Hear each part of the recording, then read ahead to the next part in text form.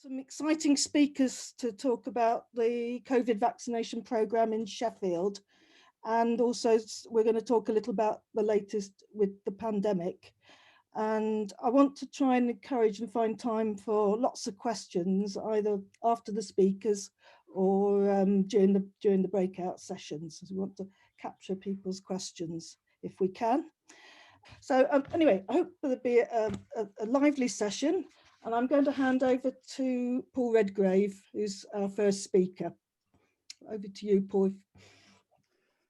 Hi, thanks, Fran. My name is Paul Redgrave. I used to work in public health before I retired, and I've been asked just to sort of do an overview of the pandemic in Sheffield, but I will be drawing on a few bit lessons from sort of national and indeed international. But I'm just going to talk for 5 minutes, good news and then bad news. All right. So the good news, I don't know. I mean, I cannot help it, but I am just feeling a little bit optimistic at the moment. It's hard, and particularly since Christmas, I think we've all found it really hard. But I just have a glimmer of a sort of image that I might be able to be in touch with a few more people, maybe by the end of the spring. So I think there is some evidence for that. It's not just me being happy for no good reason. So we are seeing in Sheffield the cases are falling. New cases are down, hospital admissions are down, and deaths are down. And we're seeing the vaccination programme going very well indeed. And that more than 90% of the older age group, over 75s, have had their first dose now. And looking at the Independent Sage webinar from last Friday, there was a graph which showed just a suggestion that the hospital admissions and deaths are beginning to fall more steeply in that over 75 age group who've been vaccinated, which is fantastic if it's continued. And the evidence from Israel, where they've done far more of their population, is that there in Israel, there's a very strong vaccination effect.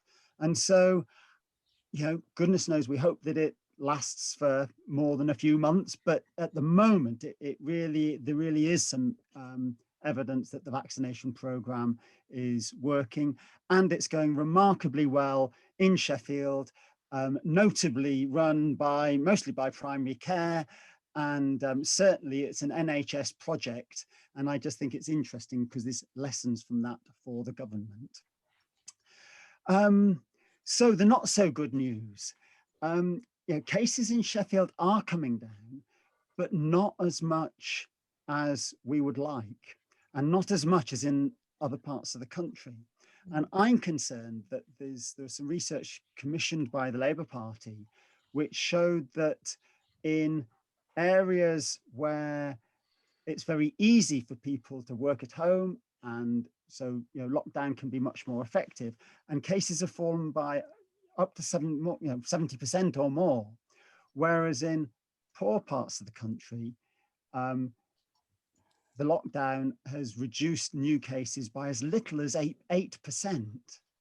And what concerns me is that that may well be reflected across Sheffield, so that in Well-off Door and Totley, we may well have seen a 60–70% fall in cases, but in less well-off Burngreave and Fir Vale, it may well have, the lockdown may not have had such an effect. And the issue we know is frontline workers who have to go out to work, and it's much harder for them to isolate, and they're just in contact with more cases, and so they get more of it.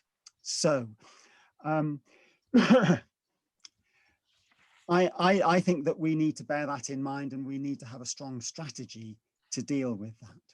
Now, just coming back to good news is that there really are more and more voices being raised to put pressure on the government to do more than just accept that COVID is going to be with us forever. They had that approach at the beginning and talked about herd immunity and all the rest of it, but I think they were wrong then, and I think they're wrong now. But there are a growing number of campaigns. There's one called Zero COVID Now, the COVID-19 Bereaved Families. Goodness, they're a tough campaigning organisation. There's a People's Inquiry into the Pandemic, led by a QC called Michael Mansfield, who's a very eminent human rights lawyer. And then, of course, we've got Independent Sage, who is still beavering away. There's an organisation called We Own It, campaigning that all services should be run by the public sector. And I just feel there's more of a sort of weight of argument that is having a go at the government. So I think overall, I'm optimistic about the way things are going, but we do have to be careful. I think that's my 5 minutes, Fran. Yeah, it is. Thank you very much, Paul. If we can save questions till after the speakers. So I'll hand over next to Alex Rawlings, who's a GP from Porter Valley Primary Care Network. I'm sorry if you get noise in the background. My son is doing his jigsaw. My name is Alex Rawlings. I'm GP and clinical. Thank you. I'm the GP and clinical lead for the door site, which is for the Porter Valley Network. So we've got 43,000 people, and significant number of the very elderly in that population. I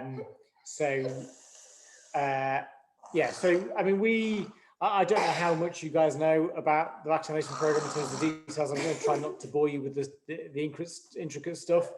I guess the thing to say is that it just felt like the vaccinations crept upon us very, very quickly. All of a sudden, we were asked to launch a system of vaccinating large numbers of people in a relatively short notice. Most GPs are quite used to vaccinating several thousand patients every autumn. My practice is pretty common for us to do about 1,000 in a day, probably 1,000 in the morning. This year, because of COVID, we changed our systems and we did 3 drive-throughs where we vaccinated about £1,000 each time. And so that's quite used to us. So just bear with me a second. So we're quite used to doing that. I guess what we're not quite used to doing it as a group of practices, because everyone's got their slightly own way of doing it. And more important for the patients are quite used to going to their local surgery for their vaccination. So that's been a bit of a challenge for a lot of people.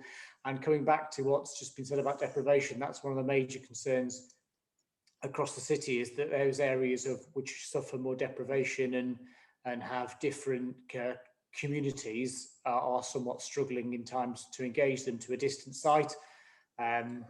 So yeah, just going back a little bit. So we had a few weeks notice of going live for a vaccine site. We offered to go in the first wave, but for various reasons we ended up going shortly after Christmas, which is quite nice in some respects.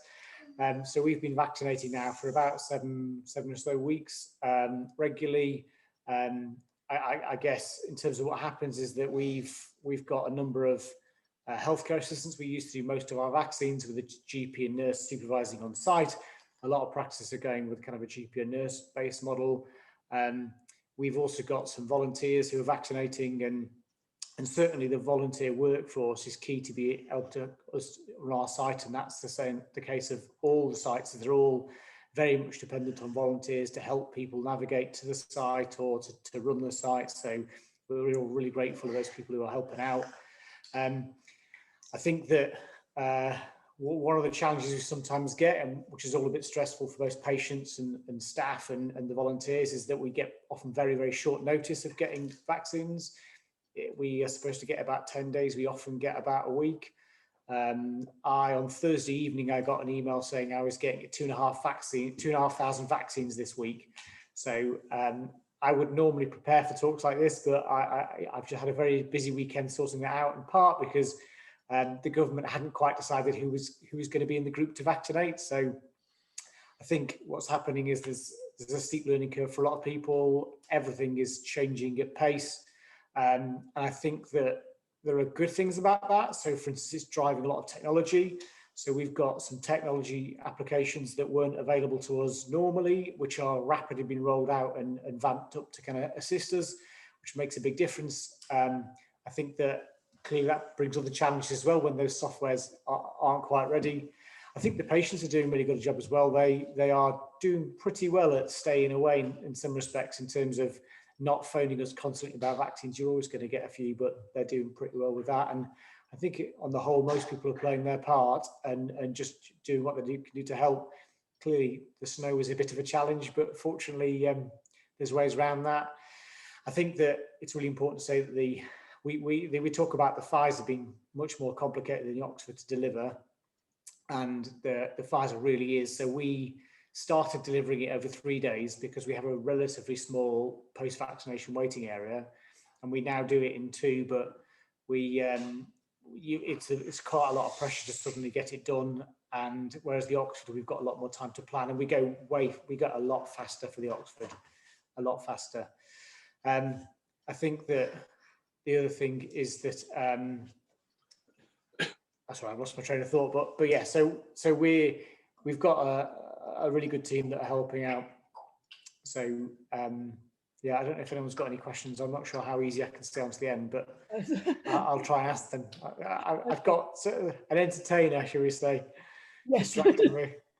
That's been great to see the entertainer, and I think we're all appreciative of all the really hard work at very short notice that practices across the country have done. It's just been an amazing effort, and it's improving all the time, I think, is the other thing to say. I think we're vaccinating today. I think by the end of Friday, we had a particular problem last week because we only got a supply for about 50% of last week's cohort. So that was a little bit stressful because what we discovered was the max vaccination site were having the same patients. So lots of the patients we were contacting had already been booked in there, or they cancelled on us because they were going there and didn't turn up, and vice versa. So that was a major challenge. But so it's to the end of last week. I think we've done about 7,000 vaccines, and we're doing 2,500 this week and a load more next week. So that gives you an idea of where we're up to. Yeah. So we as a practice have calculated that we've vaccinated 30% of our adult population so far. Yeah, I'm sure people have lots of questions. Just ask to save them, and I'll let Charles Heatley talk from the Sheffield Clinical Commissioning Group, because there might be questions to the both of you, if that's all right. If people say, if you could stay till then, that would be great. I'll listen in, and I'll do a bit of jigsaw to keep them occupied. Right, okay, thank you. Thanks, Alex. Okay, Charles, can I hand over to you, please? Hi, yeah, my name's Charles Heatley. Can you hear me all right? Yeah. For some bizarre reason, the only technology that works with Zoom is my dictation microphone. I can't do the settings. I can't really give you a lot more about the vaccination program in terms of numbers and stuff than perhaps Alex has and Paul already. I did get some information from the comms team as of yesterday, because they wanted to count following the target date of the end of the 14th for the particular at-risk groups 1 to 4. And we vaccinated over 130,000 people in Sheffield, which is almost a quarter of the population. So it is spectacular, actually. And that includes almost all of the care home residents now. Probably, at a rough guess, I would say maybe 80% of care home staff. Nearly every 80-year-old, and one of the things that Alex might have noticed, like I did, was the extraordinary efforts that patients and their families went to bring them to the clinics. At the mobility level, I did the second clinic in my locality, and I just couldn't believe how people had managed to get down the corridor. But you know, the population response has been extraordinary.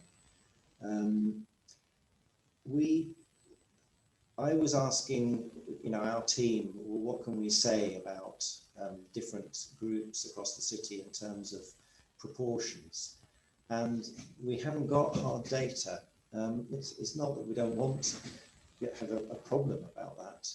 I don't think we're any different from anywhere else, but the numbers get quite small, and it's very hard to identify exactly what's happening. I think the clear message that we're trying to push is to normalise the vaccination, to make it, it's just something that lots and lots of people are doing and willing to undergo. But that's not to say the CCG hasn't been doing an absolutely massive amount of work to try to reach out to all the communities in many different ways. And I think one of the things I've been aware of through encounters with patients, people turning up at the vaccination clinic and working in care homes, is that you have to work with different values, different belief systems, different ways of working with evidence, and try and use every wit you have to persuade people in different ways. So, for instance, you know, there are some significant levels of mistrust about vaccines in general, about pharma, about government and the NHS, ingredients, fertility, and so on. And we've had to try and address those. So the CCG's been engaging with the voluntary sector in order to try and support the message getting out in the right languages and in the right ways, and encouraging those organisations to use, you know, whatever local connections work, or social media. So, for instance, one of the things that we hadn't been doing, that one of the great pieces of software Alex talked about is this thing called Pinnacle, which is the national system that we use to book patients in, and when we see them at the clinics, we record the data about the vaccination on that system. And that means it's a live feed really to the NHS about who's been vaccinated.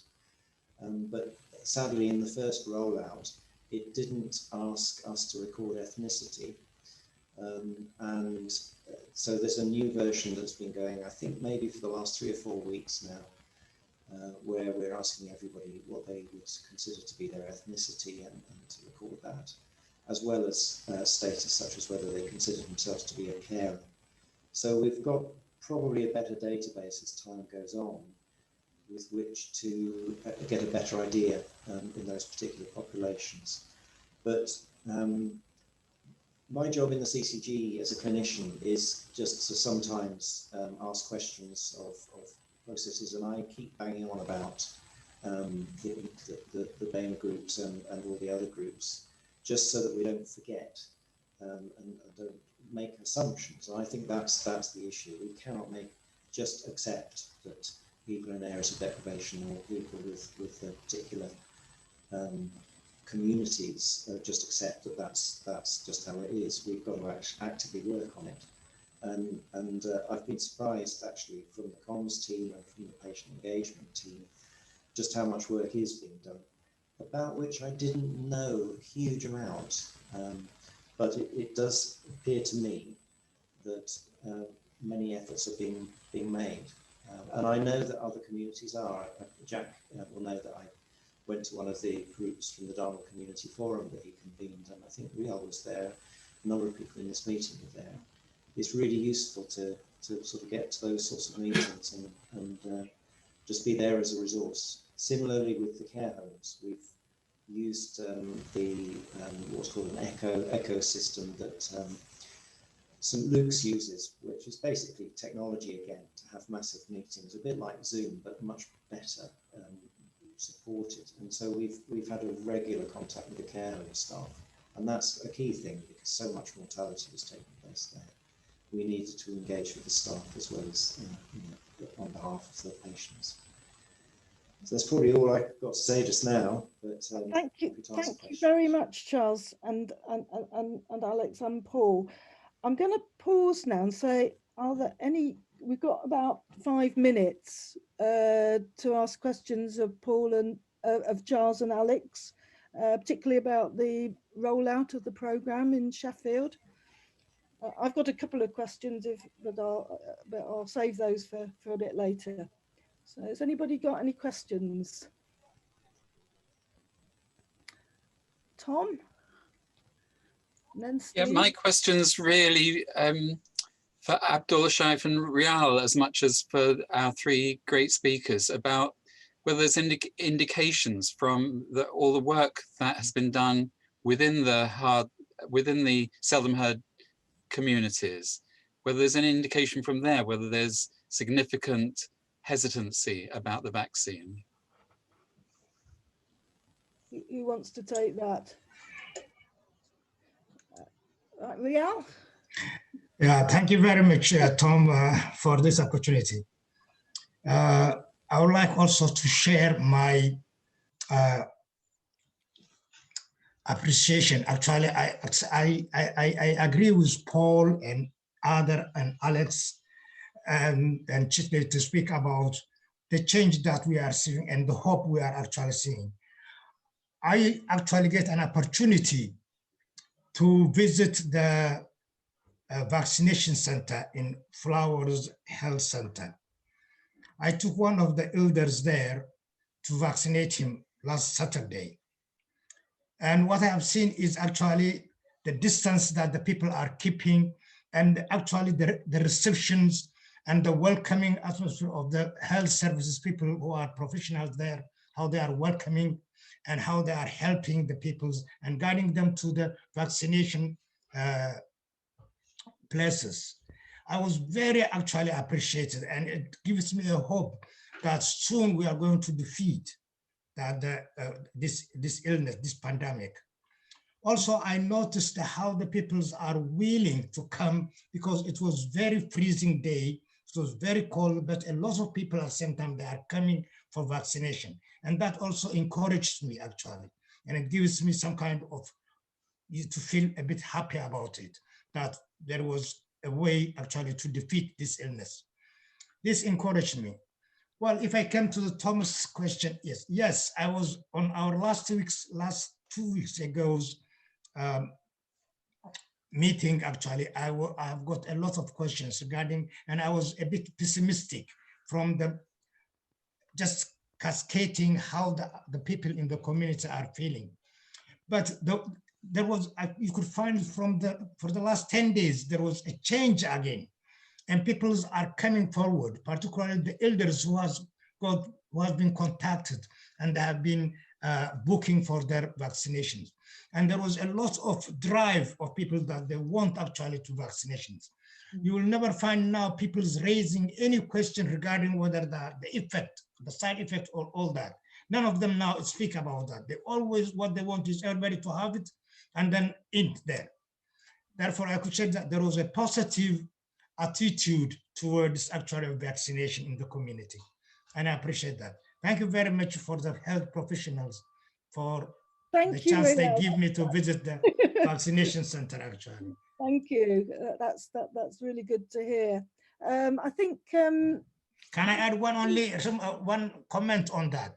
Very quick. Yeah, the only problem with the vaccination center is it is a bit far away from where I live in Bangrave, and it costs a lot of money because you have to take taxi. Therefore, for a patient, for elderly people, that is costly, and they cannot go there because the area they don't know. Therefore, they always must have somebody to accompany them. We'll make a note of that. Therefore, if it is come into the area, and Bangrave area, particularly the surgeries in areas, that will be actually positive, and a lot of people might get the chance to vaccinate.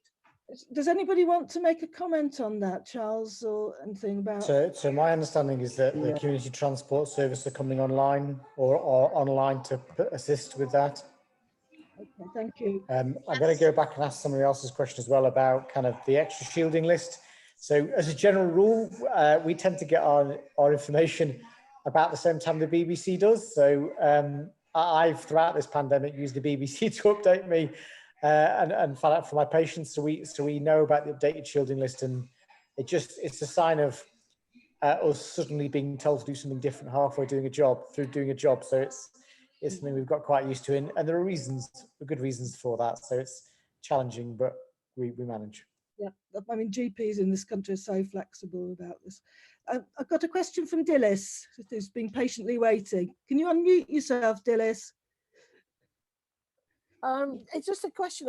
I've been vaccinating at Flowers actually, and there is a bus route actually from Burngrave, I believe. But my question is that I see quite a lot of young people who are anxious because they are either unofficial carers or they're family carers or they are independent carers. And in other words, they're not employed by an agency, who are not getting the opportunity to be vaccinated.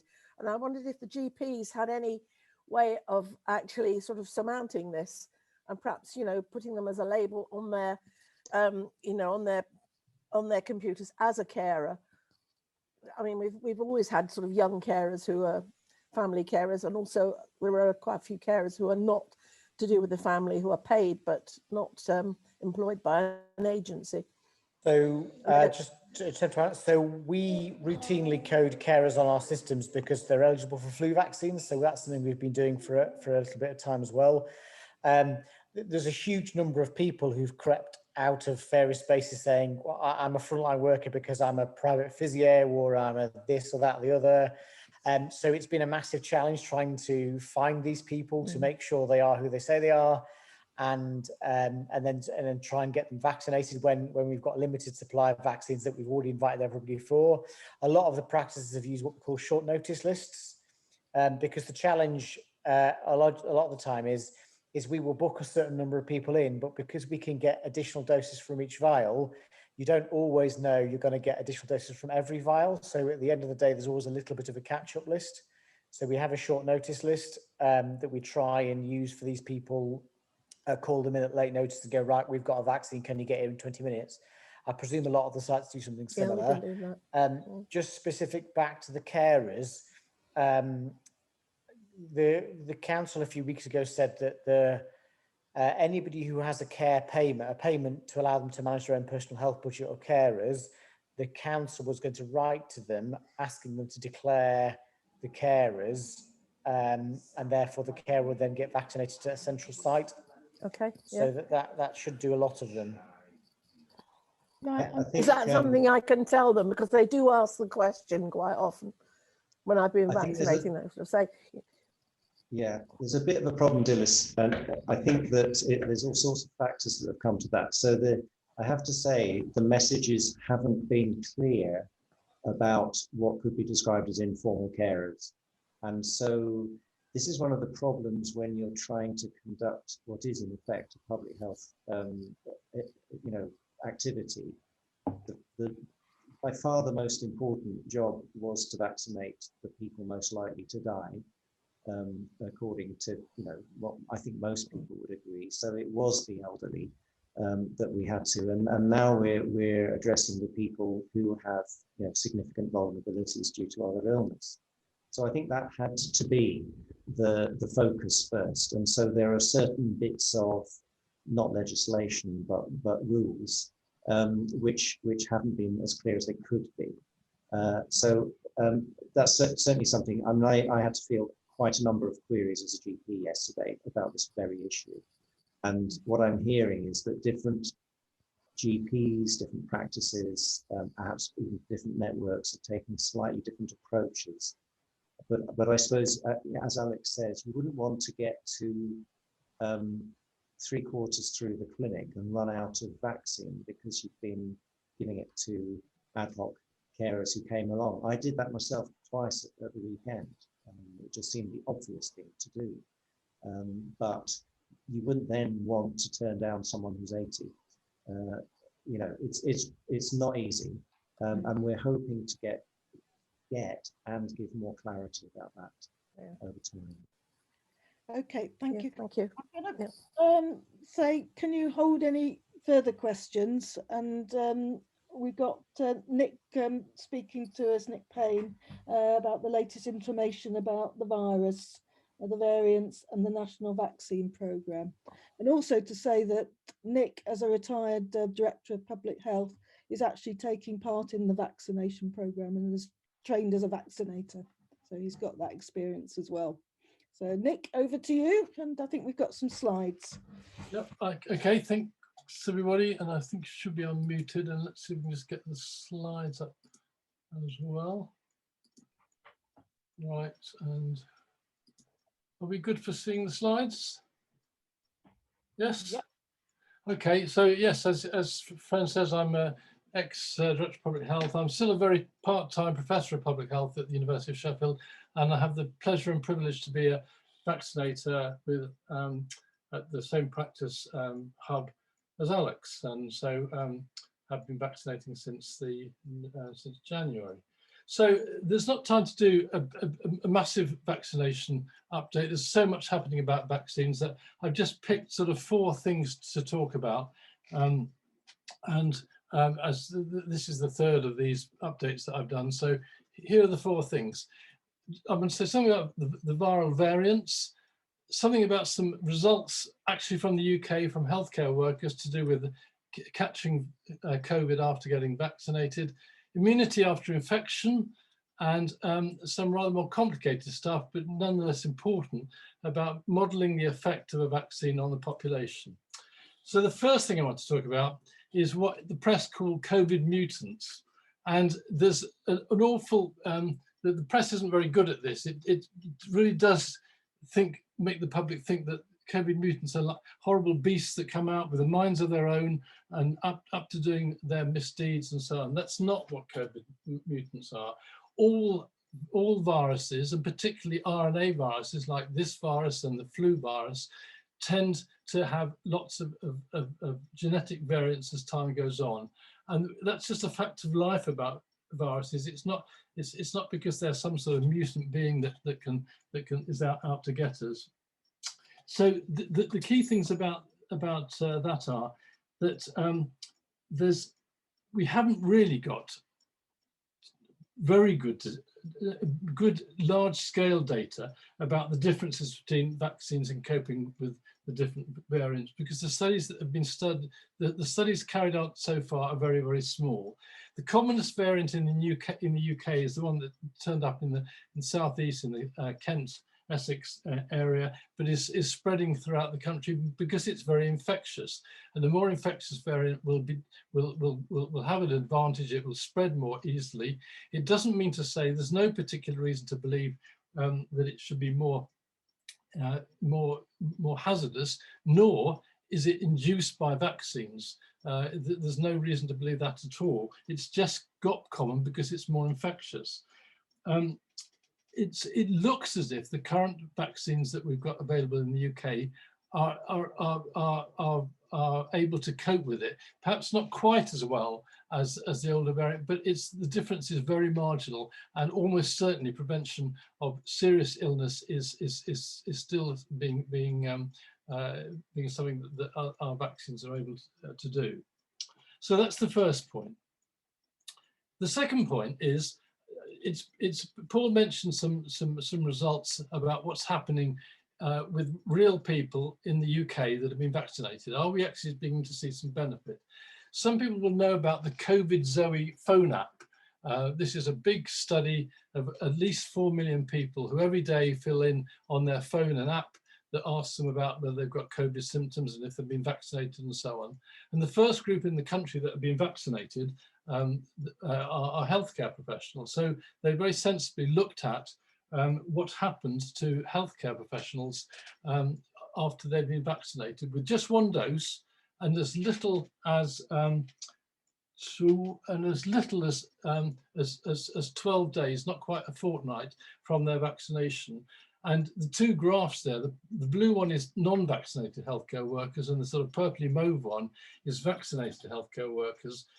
And you can see that there's a quite substantial difference in the number that's plotted against, which is the number that have become positive with COVID tests and have actually got COVID infection. So in this moderately small group of people, but it's not that small a group, we are already seeing, even after less than a fortnight of 1 dose, them having a substantially less chance of getting COVID than their non-vaccinated, as yet, healthcare professionals. It was just an opportunity to do this whilst the process of catching up with the healthcare professionals was being carried out.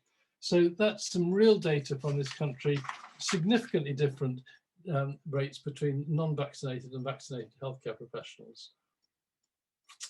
Now, okay, so the next thing I want to talk about is just very briefly some recent information about COVID and its infection and immunity.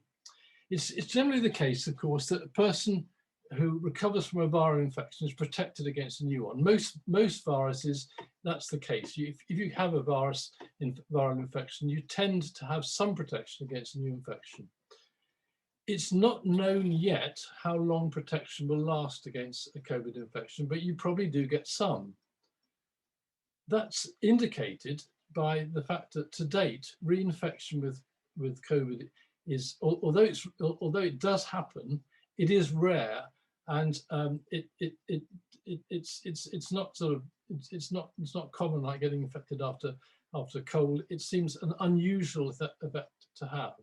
But more importantly, some preliminary results from this SIREN study, which is the SARS, which is another name for COVID, immunity and reinfection evaluation study, shows that past COVID infection reduces the risk of reinfection by over 80% for at least 5 months, and that fewer than 1% of their 6,500 study participants who had COVID were reinfected. 83% is if that were a vaccine, that would be a great, that would be great efficacy. We don't know that it lasts longer than 5 months, but we don't know that it doesn't yet. That's how far the study has gone on. But it is encouraging. So, but it's also important to add that the immune response after vaccination, as measured by antibodies and so on, is generally higher, very much higher, after natural disease. However, and this is quite an important however that's recently come to light, those people that have had a previous COVID infection seem to have higher antibodies even after their first dose of the Pfizer vaccine, compared with people that haven't had COVID. Maybe they don't, if you've really had COVID and you get your first dose of a vaccine, that may be all you need. And in fact, I believe France is looking into whether it can simply give a single dose to people that have definitely had COVID, and it remains to see how that would go. But I suspect that technically it's easy just to give people 2 doses, but to be aware that immunity after COVID infection is probably to some extent protective and helps boost the effect of a vaccine. Finally, and I apologize for this because this is complicated. It's not easy, but easy calculations to try and simplify all this are at best misleading and at worst just simply wrong. And it's especially true at attempts to predict how herd immunity is going to develop. So simple calculations about that are often they're often appealing, but they're usually wrong. So this series of graphs is quite complicated, and I'll try and just go through it as the last thing I'm going to do. So it looks at what happens if you model the effect on a population of vaccinating that population. And it looks at 3 different things. It looks at the coverage of the vaccine. That's the scale along the bottom. It looks at the efficacy of the vaccine, how effective it is.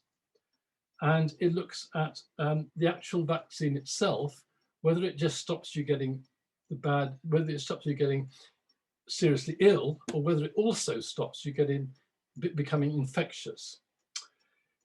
So you can see that if you have a vaccine that has, you have coverage of 75% of the population, 75% have been vaccinated. That's where that red blob is. And it also not only stops you getting ill with the disease, but stops you spreading it. Even a not very efficacious vaccine, that's one that even only 50% efficacious, all the vaccines are better than that, reduces the number of deaths, if you look on the scale on the left, by a very substantial amount. It reduces as much as having a perfect vaccine, which is 100% efficacious, that everybody takes up. So having a vaccine that stops you getting both ill and stops spreading it is really is a good place to be at. And we don't know yet how good our vaccines are, but almost certainly that to some extent they will stop you becoming infectious, but we don't know yet how much. if, on the other hand, you have a vaccine which is, if you look at the little red square there on the right, stops you getting ill, stops you getting the disease, stops you from needing to go to hospital or even dying, but doesn't stop you very much from being infectious. If you've got a coverage of 75%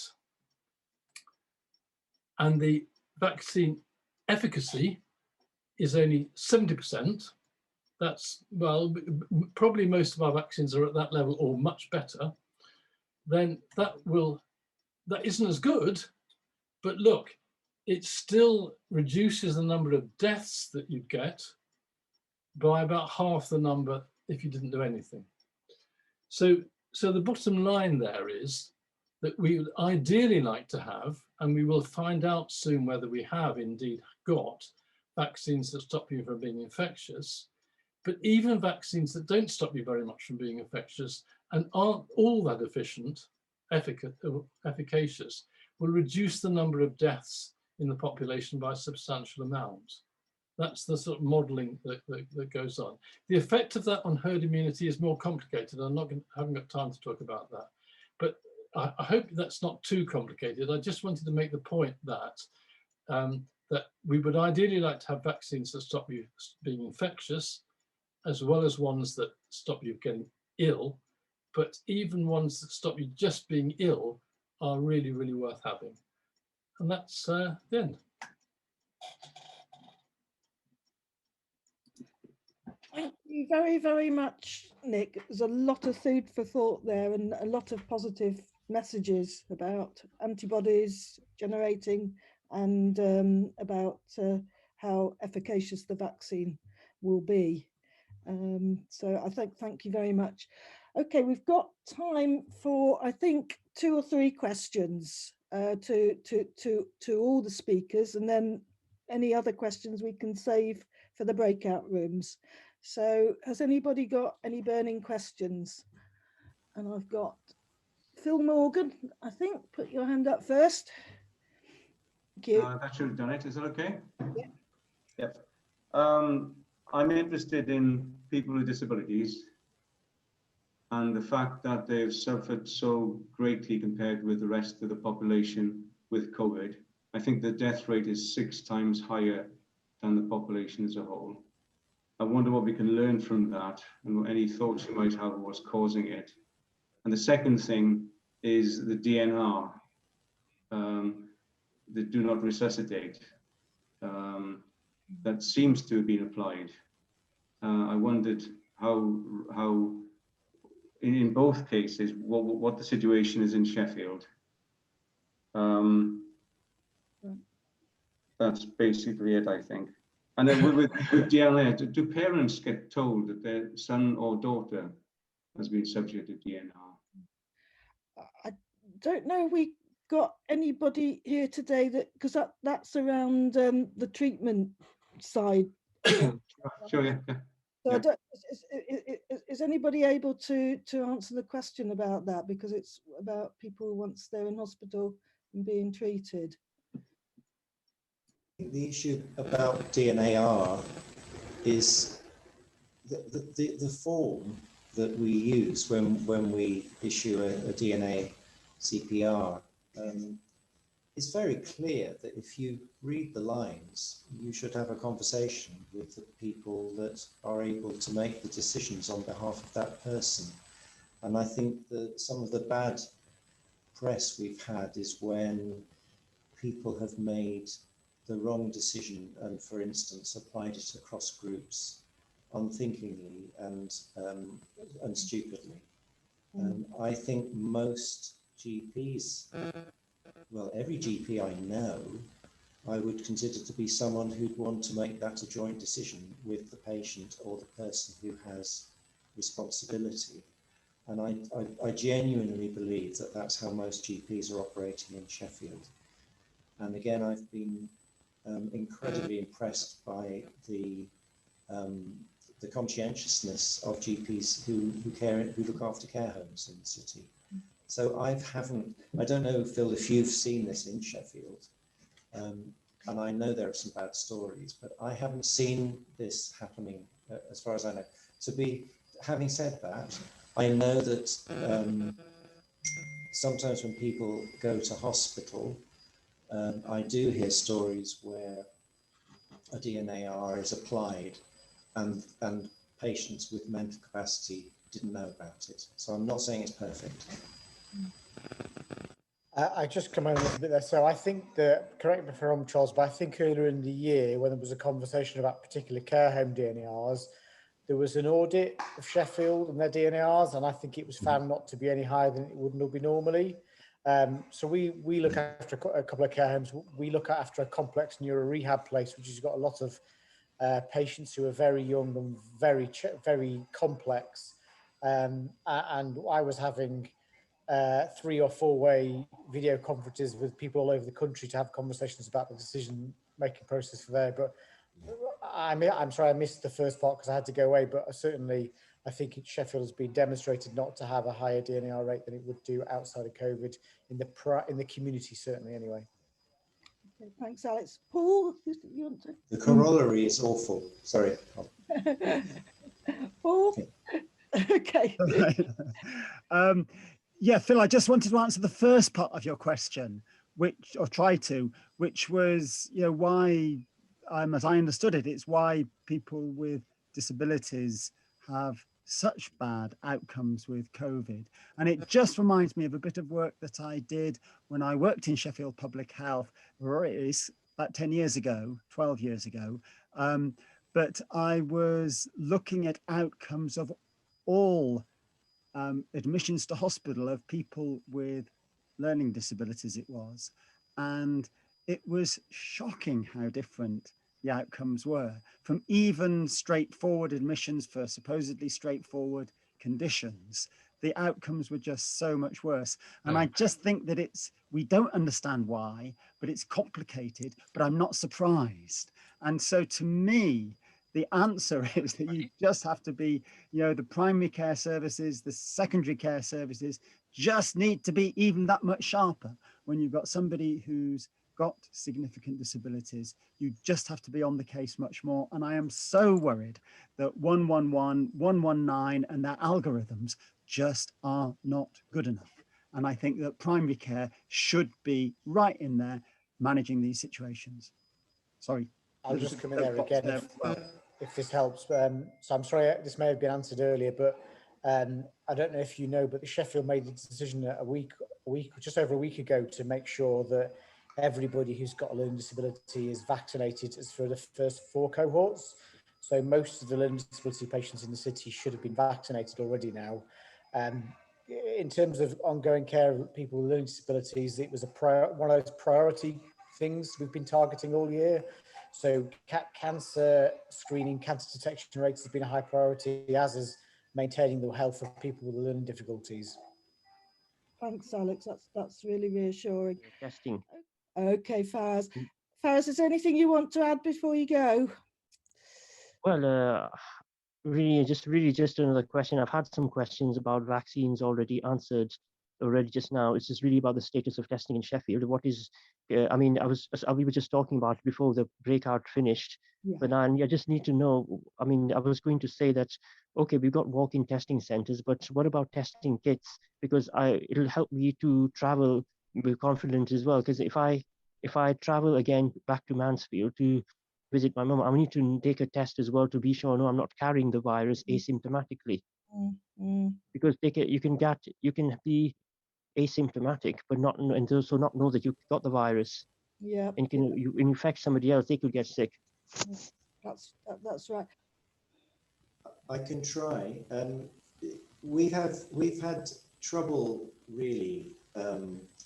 I think Greg Fell, our Director of Public Health, really called it out with the lateral flow tests, and I'm grateful to him for putting his head above the parapet there, because the thing about the lateral flow tests that have been bought and made available to us is that they're not as sensitive as they really should be to give you the confidence that you want. So, in my practice, I'm in a practice with 25, 30 staff. We haven't insisted that our staff use this test because we just don't believe it's good enough for someone to say, oh, I've got a negative test, therefore I can confidently go to work. We had real worries that it might give people a false sense of confidence. Well, it actually is worse. It actually is worse. I think that's it's far more important that people protect themselves and protect their loved ones in exactly the same way that we have, rather than relying. There actually isn't any. There actually isn't any testing kit better than that available in Sheffield. I think the thing is, Faris, that what we're saying is that particularly the lateral flow tests are just probably not as accurate as they could be. I know they're not accurate. I know. Yeah. Checking status. Has there been anything better come about? No.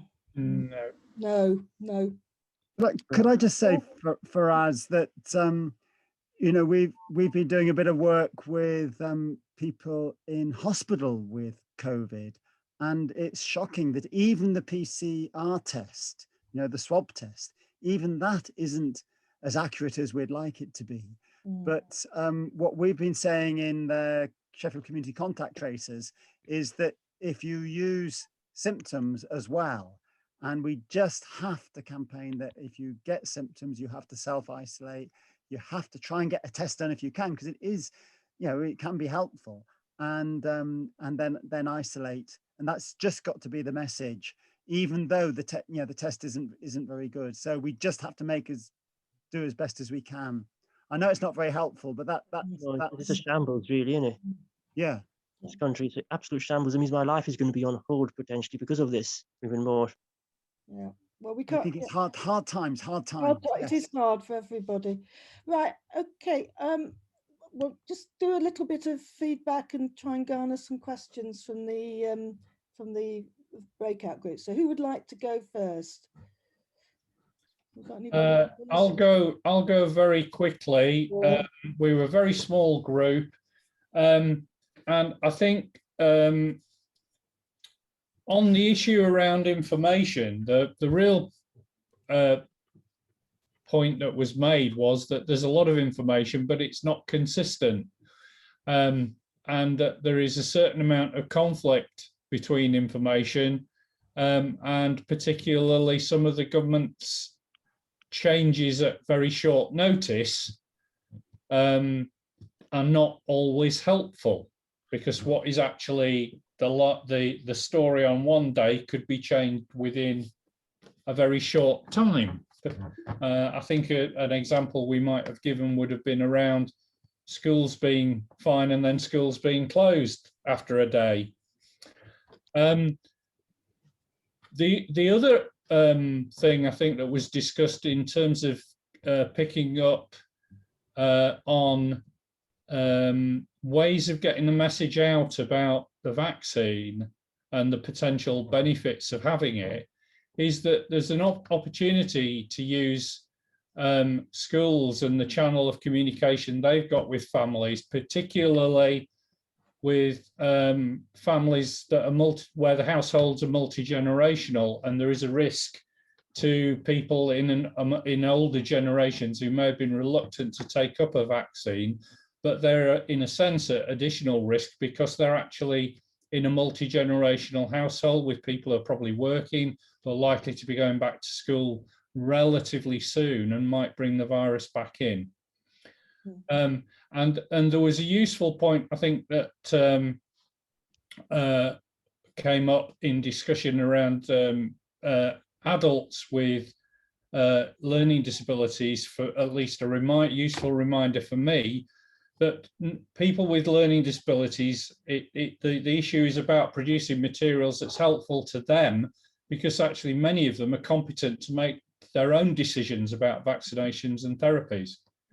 And it's easy for people from outside to assume that they have to have a parent or guardian or third party who's actually the responsible person, when actually it's the individual themselves is competent to make that decision. I think that's everything. I think somebody from our group had to leave, but Phil may have an additional comment. Right. Okay. Anybody else want to? Thank you, Ian. That's good. Anybody else from any of the other groups? We had a small but perfectly formed group as well. There's Alison and Sue and Rial as well, who hasn't come back into the plenary. It's always nice just to be able to talk quite informally in the smaller groups. And obviously the thing that everybody sort of agreed was that, and in response really to Phil Morgan's question about why might people with disabilities be more affected by the COVID thing, and that just the whole COVID experience has magnified inequalities, poverty, disability. It's just like a magnifying glass and a big effect on when inequalities were evident before, they're more and more and more evident now during this epidemic, really, or the pandemic. So that was about it, really. And it's always good to hear from Rial about his experience within the Somali community. Okay.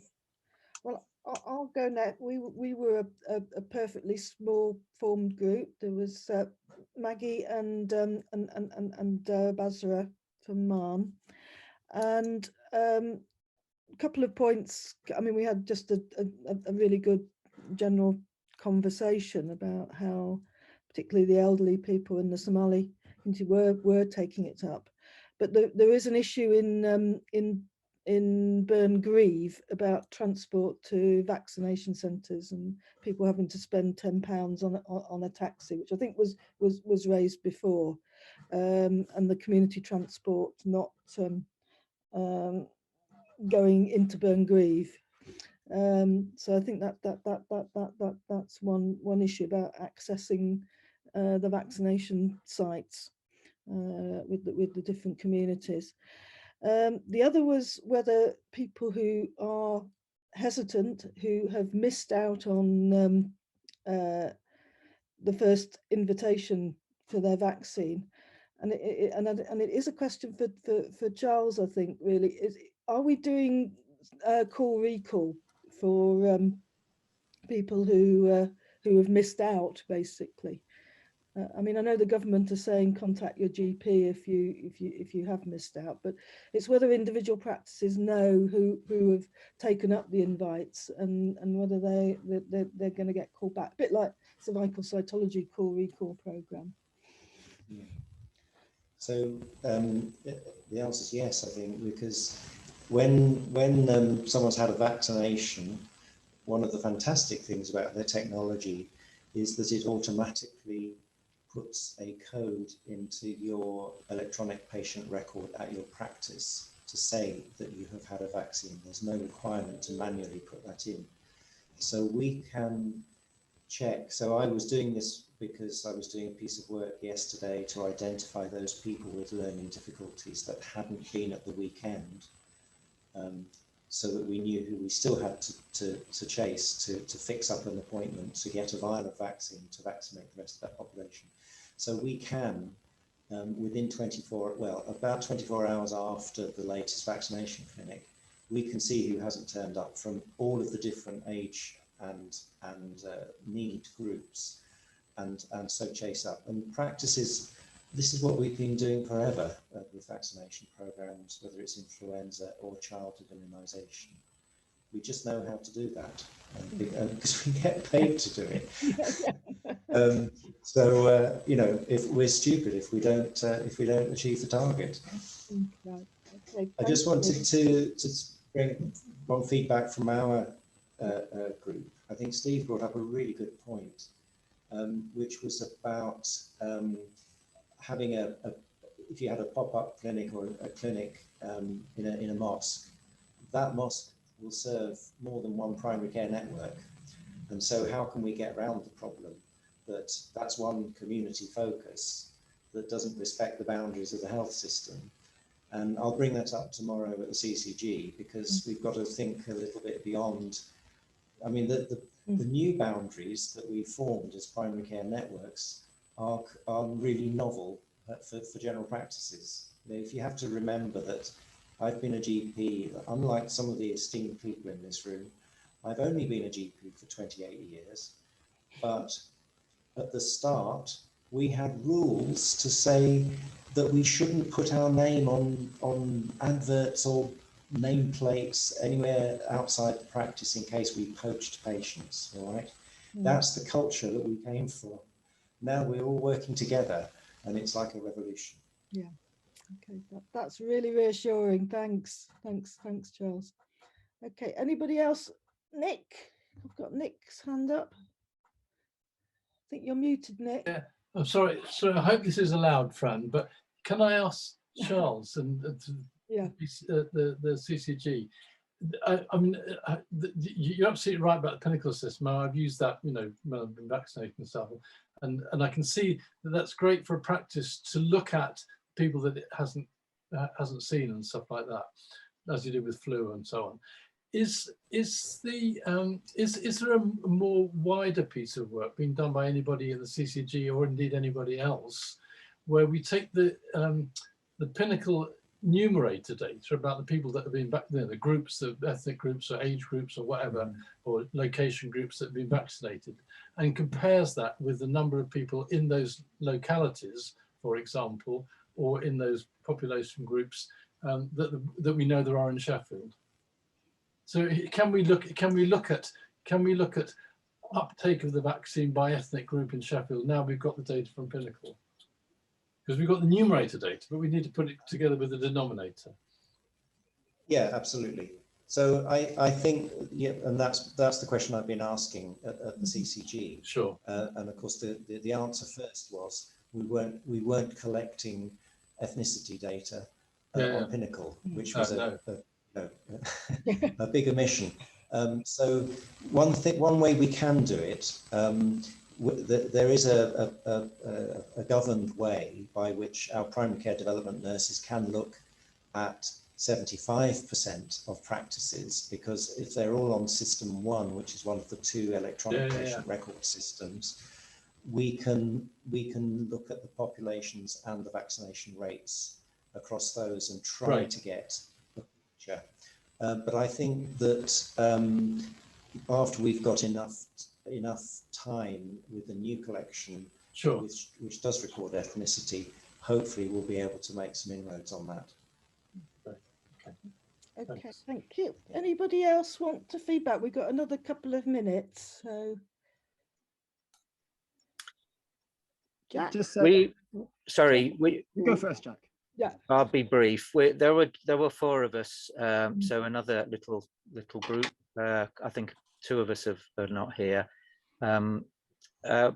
We talked. We answered sort of some personal questions, but we talked as well about people really somehow learning to live with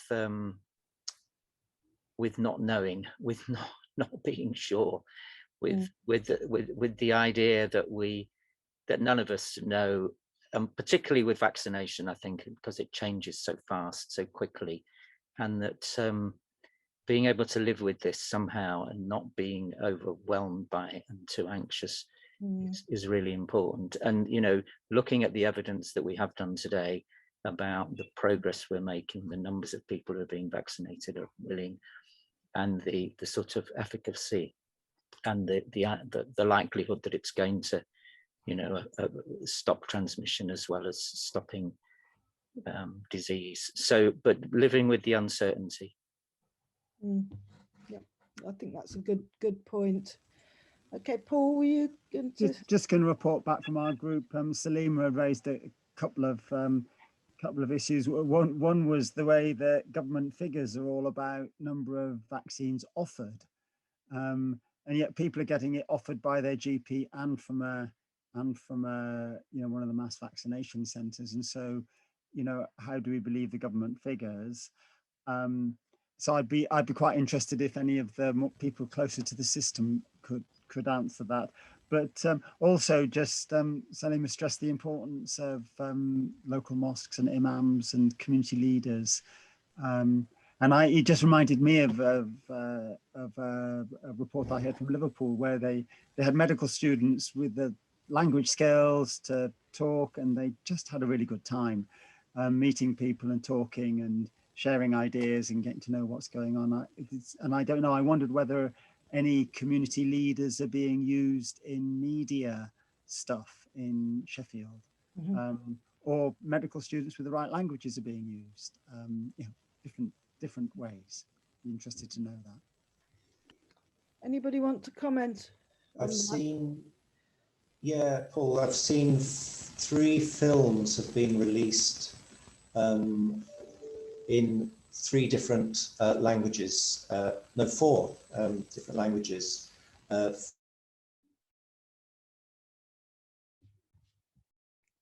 Charles, you've gone. I think the microphone's not working.